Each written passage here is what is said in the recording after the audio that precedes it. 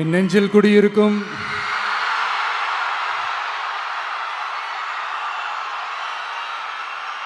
கரூர் சொந்தங்கள், உங்கள் அனைவருக்கும் என்னுடைய வணக்கம்.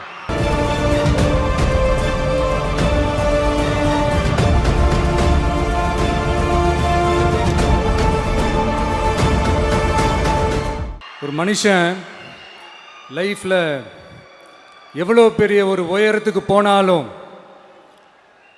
மனசளவில் சில வலிகள், காயங்கள் அதை மறக்க முடியாது இல்லையா? எல்லார் லைஃப்லேயும் அப்படி தான், நமக்கும் அப்படி தான். நிறையா வலிகள், காயங்கள் எல்லாத்தையும் தாண்டி தான் வந்திருக்கிறோம். ஆனால் எல்லாத்தையும் விட ரொம்ப ஜாஸ்தியான அந்த வலியும் அந்த காயமும் எனக்கு அந்த கரூர் சம்பவம் தான்.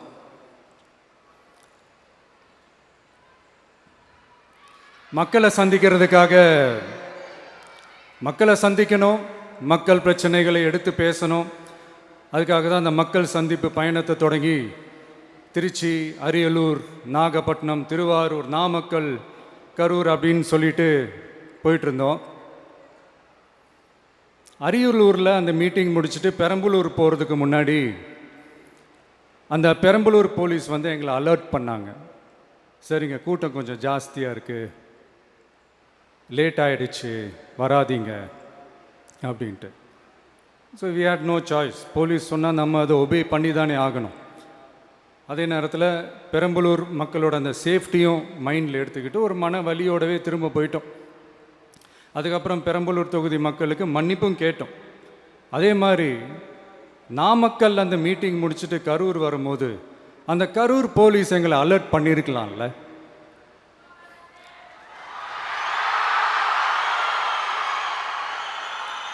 இல்லை சார், இங்கே எதிர்பார்த்ததை விட கொஞ்சம் கூட்டம் அதிகமாக இருக்குது, கண்ட்ரோல் பண்ண முடியல, வராதிங்க. அண்ட் போலீஸ் நினச்சா அவங்க அந்த மீட்டிங்கே கேன்சல் பண்ணலாம். ஏதோ தப்பாக இருக்குது, ஏதோ தப்பாக தோணுது அப்படின்னு நினச்சிட்டாலே they have all the rights to cancel the meeting. எங்ககிட்ட கேட்கணும்லாம் ஒன்றும் அவசியமே கிடையாது. ஆனால் அதையெல்லாம் எதுவுமே செய்யாமல் அந்த ஹைவேல இருந்து அந்த ஸ்பாட்டுக்கு போலீஸே எங்களை உள்ளே கூட்டிகிட்டு வந்து விட்டு அந்த நாடகம்லாம் இருக்கு பாருங்க.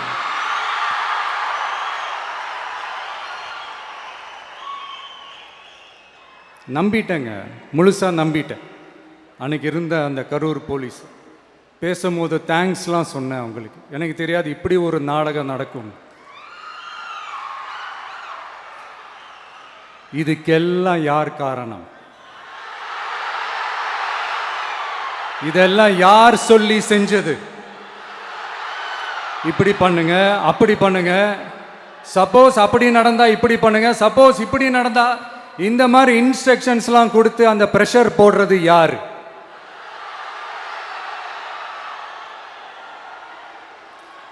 அந்த சம்பவத்தில் நம்ம யாரெல்லாம் இழந்திருக்கோம் தெரியுமா?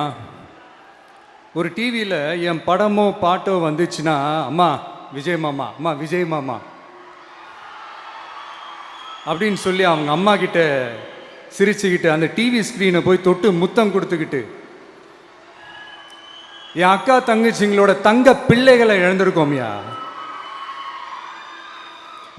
மழலை கூட சரியா வராதப்போ ஒரு பேப்பர் மேகசினில் என் ஃபோட்டோவை பார்த்தா அது சிரிச்சுக்கிட்டு அந்த கள்ளங்கபடம் இல்லாத அந்த சிரிப்பு, அந்த கடவுள் மாதிரி இருக்கிற அந்த பச்சை பிள்ளைங்களை இழந்திருக்கோம்யா. என் அக்கா, தங்கச்சி, அண்ணன், தம்பி, குடும்ப உறவுகளை இழந்து அந்த வலியோட இருக்கிற என்ன நீங்கள் ஏளனமாக பேசுகிறீங்களா? என் மேலே பழியை தூக்கி போடுறீங்களா? இப்படி ஒரு சம்பவம் நடந்துருச்சு. இது ஏன், எதனால், அதுக்கான பின்னணி என்னன்ட்டு அந்த வலியோட வீட்டில் உட்கார்ந்துட்டு இருக்கிறேன். ஓடி ஒளிஞ்சிட்டான்னு வர சொல்கிறீங்களா? வாயின்னு முன்ன இருந்தா என்ன வேணாலும் பேசுவீங்களா?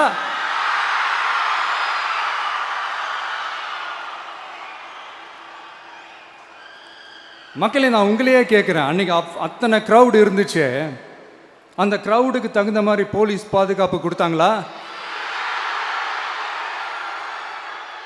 இந்த இடத்தை எடுத்துக்க சொல்லி நாங்கள் தான் சொன்னோம்னு ஒரு போலீஸ் ஆஃபீஸர் பேட்டி கொடுக்குறாரு. அதுக்கு என்ன அர்த்தம்? இவ்வளோ வலி, இவ்வளோ காயங்கள் கொடுத்துட்டு பழியை தூக்கி நம்ம மேல போட்டுட்டு அதுல ஒரு அரசியல் ஆதாயம் தேடுறீங்களேயா? இதுல வாய் கூசாம சட்டசபையில ஸ்டாலின் சார் நம்ம மேல திருப்பி விட்டு அங்க ஒரு அரசியல் செய்றாரு. அதுக்கு என்ன அர்த்தம்? நமக்காக வந்திருக்கிற மக்களை காக்க வைக்கிறதுக்கு நான் ஒன்றும் ஆதாயம் தேடுற அரசியல்வாதியெல்லாம் கிடையாது. மக்களுக்காக அரசியலுக்கு வந்தவன் இந்த விஜய்.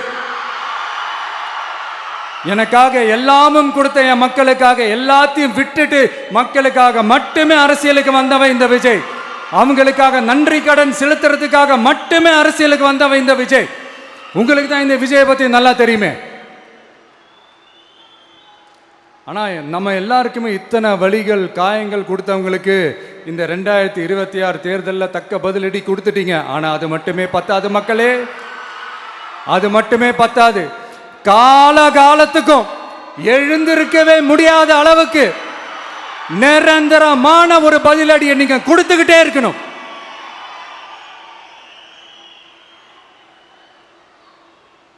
இப்படிலாம் பண்ணா நான் மக்களை விட்டு ஓடிடுவேன் நினைப்பா? யார் என்ன ஓடினாலும் நான் மக்களை விட்டு எல்லாம் ஓட மாட்டேன். அன்னைக்கும் சொன்னேன், இன்னைக்கும் சொல்றேன், நாளைக்கும் சொல்றேன், தில்லா சொல்லுவேன், கெத்தா சொல்லுவேன்.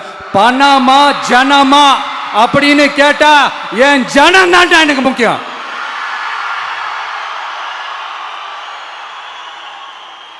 மக்களே, உங்களை விட எனக்கு இந்த காசு பணம் முக்கியமா என்ன? இவ்வளோ குறைகள் நம்ம மேல சொல்றாங்களே, இப்ப நான் சொன்ன மாதிரி அவங்களால ஓப்பனா சொல்ல முடியுமா? அந்த தில்லு இருக்கா, திராணி இருக்கா? ஒரு கிடையாது. ஆனா நம்ம மக்கள் அமைச்சு கொடுத்த நம்ம அரச குறைகள் மட்டும் டிசைனா மாடலா குறைகள் மட்டும் சொல்லுவாங்க. ஒவ்வொரு டிபார்ட்மெண்ட்லயும் அந்த பார்ட்டி ஃபண்ட், அந்த கட்சி நிதின்ற பேர்ல அடிக்கிற கொள்ளையெல்லாம் இந்த தீய சக்தியா இருக்கட்டும், தீந்து போன சக்தியா இருக்கட்டும், ரெண்டு பேரும் மாறி மாறி இதே தான் செஞ்சிட்டு இருக்கிறாங்க. இதுல ஒரு ஹைலைட் காமெடி என்னன்னா, சட்டசபையில் பேசும்போது பார்ட்டி ஃபண்டுன்னு தான் சொன்னேன். அது எந்த பார்ட்டி, என்ன ஃபண்டு, யாரு, என்ன பேரு எதுவுமே சொல்ல. பார்ட்டி ஃபண்டுன்னு சொன்னவனை எடுத்தாங்க பாருங்க ஒரு ஓட்டம். எனக்கே ஃபர்ஸ்ட் புரியல, ஏன்பா ஓடுறாங்க? அப்படி என்ன நம்ம இப்போ சொல்லிவிட்டோம்? அதான் அந்த குற்றமுள்ள நெஞ்சுக்கு தான் குறுகுறேங்கும். இது எப்படி இருக்கு தெரியுமா? எங்க அப்பா பீரோக்குள்ள இல்லை, எங்க அப்பா பீரோக்குள்ள இல்லை அப்படின்னு சொல்ற மாதிரி. ஐயோ, ஏன் கேட்குறீங்க? இவங்களோட செம்ம கூத்தா இருக்குங்க, செம்ம ஃபன்னா இருக்கு. சென்னையில் ஒரு பாலம் கட்டுறதுக்காக நார்மலாக ஆகிற செலவை விட அதிக செலவில், கிட்டத்தட்ட டபுள் மடங்கு செலவில் ஒரு டெண்டர் ஒன்று விட்டுருக்குறாங்க. அதையெல்லாம் தோண்டி எடுத்து அதெல்லாம் இப்போது கண்டுபிடிச்சி கேன்சல் பண்ணியிருக்கிறோம். இன்னும் எத்தனை கோடி ஊழல், எத்தனை லட்சம் குடல் தோண்ட வருமோ எங்களுக்கே தெரில. ஒவ்வொரு முகமுடியாக கிழியுது. ஐயோ, இந்த விஜய் ஒவ்வொரு கதையாக எடுத்து வெளியில் விட்டுருவான் போலேன்ட்டு திரும்புகிற பக்கம்லாம் கதறல் கதறல் கதறல், காதலேருந்து ரத்தம் வராத குறை. ஆமாம், இப்படி ஊழல்லே ஊறி போனவங்க இப்படி தான் இருப்பாங்க. இந்த 50-55 நாட்களில் அங்கே செஞ்ச சில விஷயங்கள்லாம் சட்டசபையிலே எடுத்து சொன்னேன். பட் இங்கே ஒரு சில விஷயங்கள் சொல்லணும்னு நினைக்கிறேன். இந்த மின்சாரத்துறையில் இதுக்கு முன்னாடி போட முடியாமல் இருந்த அந்த பதவி உயர்வை இப்போ தான் எங்களால் போட முடிஞ்சுது. அதுக்காக ஒரு அக்கா அழுதுகிட்டே ஒரு நன்றி சொன்னாங்களே, அதெல்லாம் அவங்க கண்ணில் படாதே அந்த வீடியோலாம், குறை சொல்கிறவங்களுக்கு. அடுத்து லஞ்சம்லாம் ஒழிக்க முடியாது, ஊழல்லாம் ஒழிக்க முடியாது, அதெல்லாம் பிளட்டிலேயே ஊறி போய் இருக்கு அப்படின்னு சொன்னவங்க போய் ஒவ்வொரு கவர்மெண்ட் ஆஃபீஸாக பாருங்க. ஒரு பைசா லஞ்சம் இல்லை, ஒரு பைசா ஊழல் இல்லை, வேலையெல்லாம் சும்மா டக்கு டக்கு டக்குன்னு நடக்குது. ஒரு பெரியவர் ஒருத்தர் சொல்றாரு, தம்பி வேலையெல்லாம் நடக்குது, ஆனால் அதையும் தாண்டி எங்களுக்கு மரியாதை கொடுக்குறாங்க தம்பி, உட்கார வச்சுலாம் பேசுகிறாங்க. இதெல்லாம் இதுக்கு முன்னாடி நடந்ததே இல்லை. அவனை போய் பாரு, இவனை போய் பாரு, இந்த ஆஃபீஸரை போய் பாருன்னு சொல்லி அலைய விடுவாங்க. இப்போ லஞ்சம் இல்லை, ஊழல் இல்லை, வேலையெல்லாம் உடனே நடக்குது. மக்கள் அப்படி ஒரு பெருமூச்சு ஒன்று விடுறாங்க. அதை பார்த்து நமக்கு அப்படி ஒரு ஹாப்பினஸ். இதுக்கு மேலே என்ன வேணும்? ஏன் இதெல்லாம் பண்ண முடியாது? மனசுன்னு ஒன்று இருந்தால் பண்ணலாம். இப்போ பண்ணலை. அதே மாதிரி இந்த எல்என்டி நிறுவனத்தோட 18,600 crore-க்கு 3 திட்டங்கள் அந்த ஒப்பந்தம் அந்த கையெழுத்து போட்டிருக்கிறோம். கிட்டத்தட்ட 8,200 பேருக்கு வேலை வாய்ப்பு. நான் சொல்கிறது அந்த 3 மாவட்டத்தை சேர்ந்தவங்களுக்கே அவ்வளோ வேலை வாய்ப்பு.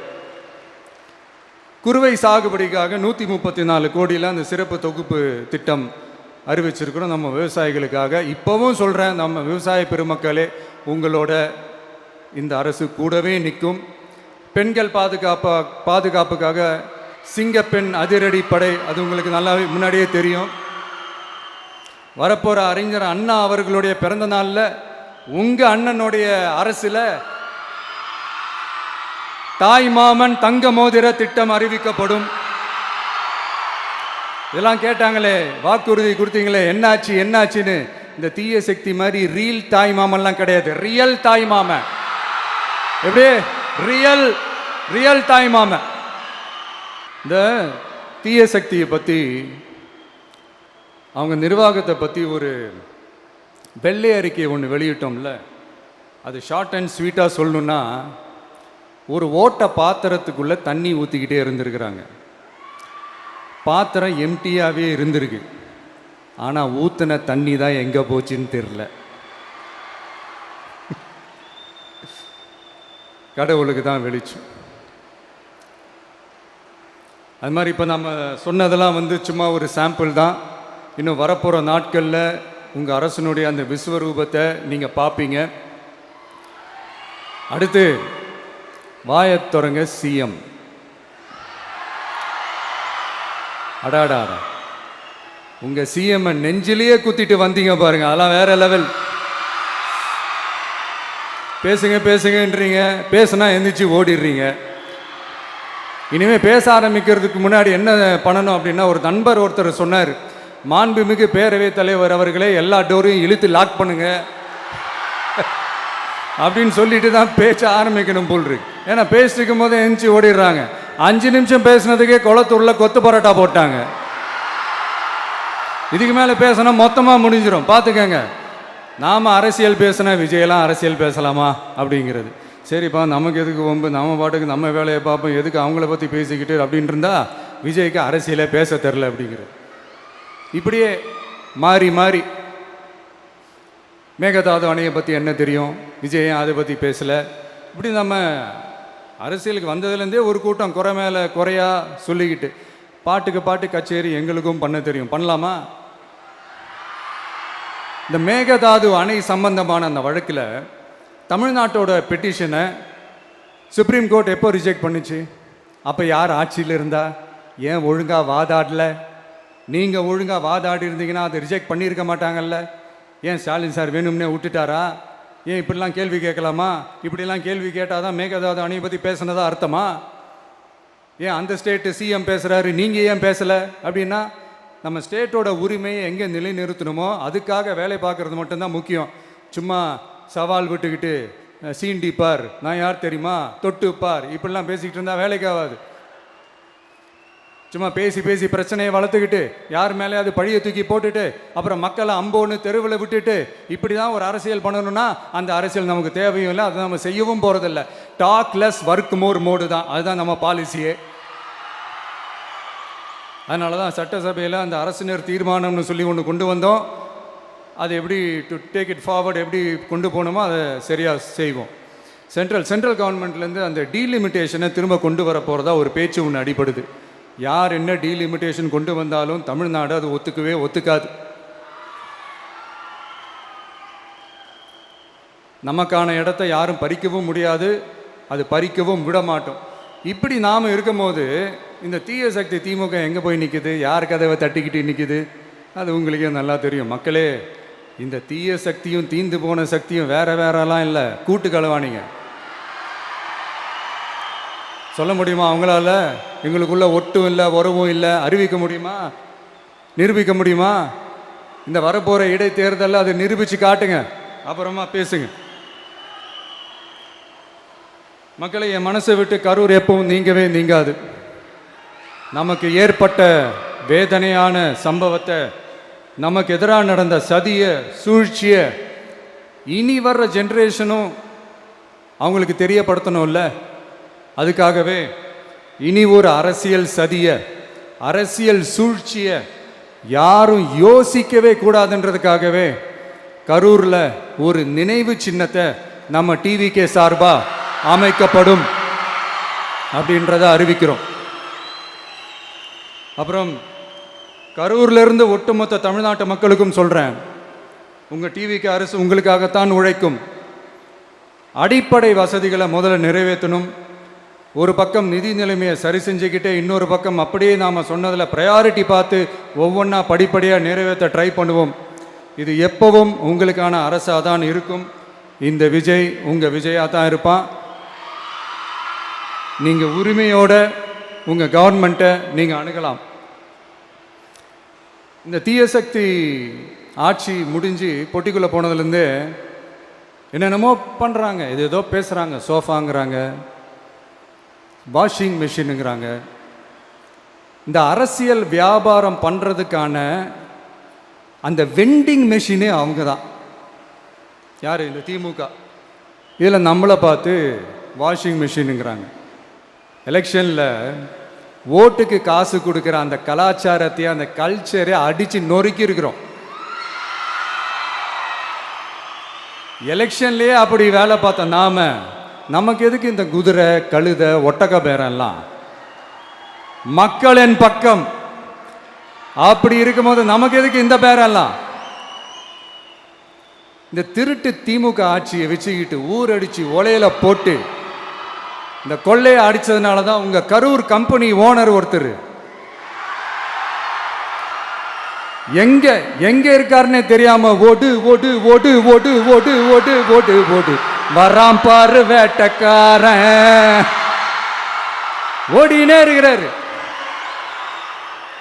இன்னொருத்தர் ஃபாரின்ல போய் ஒளிஞ்சுக்கிட்டார். ஃபாரின் ஸ்டாலின் சார்ன்னு நினச்சிட போறீங்க. அவர் இல்லை. எனக்கு எப்பவுமே ஸ்டாலின் சார் மேல ஒரு தனி பாசம் ஒன்று உண்டு. அவர் கிடையாது, இவர் வேற. சிங்கப்பூருக்கு செக்கப்புக்கு போனார்ல அவரு. இன்னும் தோண்ட தோண்ட எத்தனை பேர் மாட்ட போறாங்களோ தெரியல. உங்ககிட்ட யாராவது லஞ்சம் ஏதாவது கேட்டாங்கன்னா கொடுக்க முடியாது சொல்லுங்க, நான் இருக்கேன் உங்களோட. அப்படியே யாராவது ஃபோர்ஸ் பண்ணாங்கன்னா இது எங்க மகன், எங்க புள்ள, எங்க அண்ணன், எங்க தம்பி, எங்க விஜய், எங்க விஜயோட ஆட்சின்னு ஸ்ட்ராங்கா சொல்லுங்க. மக்களே, நீங்க கூட இருக்கும் போது லஞ்ச ஊழல் மட்டும் இல்லை, அதிகாரத்தை வச்சு ஆட்டம் போடுற யாரா இருந்தாலும் அடங்கிடுவாங்க. இந்த கடமை, கண்ணியம், கட்டுப்பாடுன்ட்டு ஒரு காலத்தில் கொள்கையோடு இருந்த கட்சியெல்லாம் இன்னைக்கு எப்படி இருக்கான்னு உங்களுக்கே தெரியும். அதாவது இந்த டிவிகே கட்சியோட தலைவரை எதிர்க்கிறதுல ஒரு நியாயம் இருக்கு. ஏன்னா உங்க பொழப்புல மண்ணள்ளி போட்டான். என்ன இந்த ஊழல் லஞ்சம்லாம் பண்ண மாட்டேன்னு சொல்லி உங்க அரசியலையே ஒரு தெருமுனைக்கு கொண்டாந்து விட்டான். மக்கள் வேற அவனை தான் நம்புறாங்க. ஸோ இந்த விஜயை எதிர்க்கிறதுல ஒரு அரசியல் நியாயம் இருக்குது, அதை புரிஞ்சுக்கலாம். ஆனால் இன்னைக்கு இந்த விஜயை மக்கள் ஓட்டு போட்டு ஜெயிக்க வச்சு ஒரு தீர்ப்பை கொடுத்து மக்களுக்காக வேலை செய்யறதுக்காக முதலமைச்சராக உட்கார வச்சிருக்கிறாங்க. என்னமோ இன்னமும் நீங்க தான் ஆட்சியில் இருக்கிற மாதிரி. விஜய் கரூருக்கெல்லாம் போகக்கூடாது, விஜய் இங்க போகக்கூடாது, அது செய்யக்கூடாது, இது செய்யக்கூடாதுன்னு எனக்கு புரியலையே. ஆட்சியில் இருக்கும் போது தான் இவ்வளோ கட்டுப்பாடெல்லாம் போட்டீங்க, எஸ்ஓபிஸ்லாம் போட்டீங்க, ஸ்டாலின் சார் ஆப்ரேட்டிங் ப்ரொசீஜர்லாம் போட்டீங்க. இப்போவும் அதே பண்ணிட்டு இருந்தீங்கன்னா என்ன சார் நியாயம்?